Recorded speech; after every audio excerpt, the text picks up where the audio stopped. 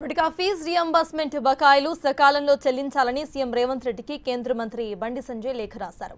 Congress party ఎన్నికల్లో ఇచ్చిన హామీ ప్రకారం క్రమం తప్పకుండా ఏటా కూడా ఫీజు రియంబర్స్మెంట్ బిల్లులు చెల్లించాలని కోరారు. ఆయన పథకాన్ని సరిగ్గా అమలు చేయకపోవడం వలన లక్షలాది మంది పేద విద్యార్థులు భవిష్యత్తు ప్రమాదంలో పడిందని ఆరోపిస్తున్నారు.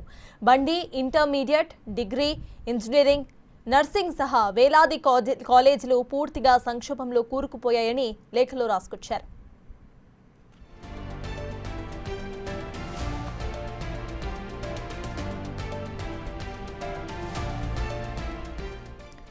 గత ప్రభుత్వం కారణంగా విద్యార్థుల పరిస్థితి దారుణంగా మారిందని, ఇప్పుడు కాంగ్రెస్ ప్రభుత్వం తీరు కూడా దానికి భిన్నంగా ఏమీ లేదని ఆరోపిస్తున్నారు. ఆయన ఏకంగా 8,000 కోట్ల రూపాయలు బకాయిలుగా పేరుకుపోయాయని కేంద్ర మంత్రి చెబుతున్న లెక్క.